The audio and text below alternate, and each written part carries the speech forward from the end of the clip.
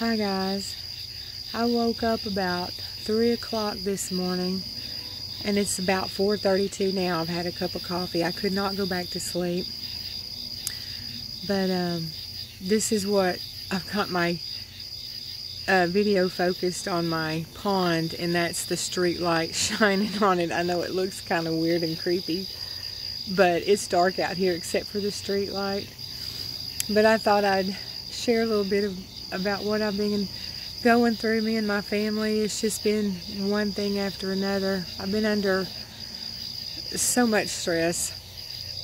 But so a few days ago, I was taking my son in for a job interview, and he's got his permit, but he can't drive by himself.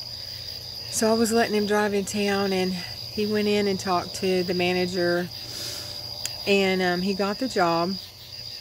And so we had Kirsten with us. So we were on our way back home, and all of a sudden my Nissan Pathfinder started cutting out. It was like it was gonna die, and then it would, keep going, but it almost like if you had bad gas in your tank. And so I thought Ashton was doing it on purpose, and he said, "No, it's not me. I don't know what's going on." So then we thought smoke was coming out from under the hood. It was steam, I guess, but it looked like smoke, and then we smelled like there might be a fire, but it turned out it wasn't. So anyway, I had him pull over, and we called my husband, and he said let it cool off and then try to make it to the house. And we were only a mile away from the house at that point. So we did that, and we made it home, and then my husband got home, and then he checked everything out, and he said, I think it'll be, because we had to go back in town tomorrow for Ashton to get some paperwork filled out and a uniform for his job and all of that. So, and I think he had to add some stuff to the radiator, and he said, I don't see any leaks or anything. I think it'll be okay. Because my husband had bought a truck off a job that he did some months back, and we're going to hand that to Ashton when he can drive by himself, so he'll have something until he can get on his feet. And we were going to take that in, and he goes, no, I think it'll be okay if you just go there and back. I don't see any problem.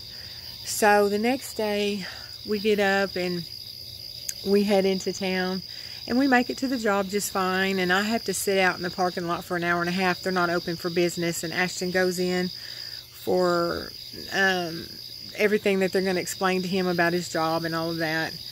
And then we decide to,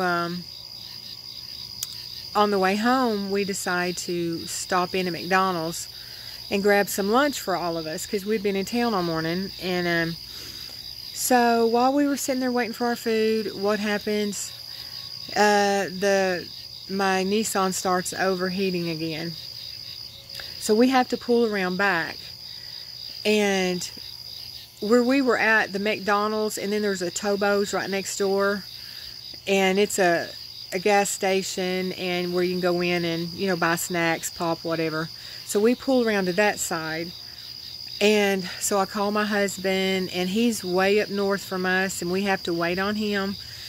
So then I have to go to the bathroom. So on the way to the bathroom, I see this little kitty cat that's just maybe a month old, and it's covered in feces and everything. And so I ran back to the truck, and I got a little bit of chicken, because it was just skin over bones.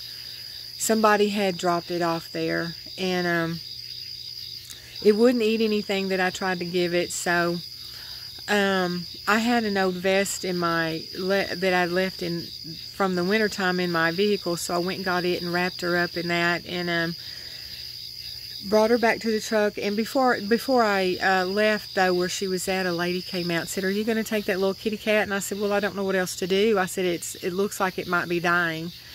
And she said, well, let me give you some canned food. She worked there, and she went in and bought a can of Friskies cat food for that little kitten. And so I thanked her. I said, thank you so much. And while we were waiting on Mike to come help us, we opened up that can, and she licked a little bit of it, but not very much. So we've had her since, I think it was the 26th of this month that we found her, and only a few days, but she's doing much better.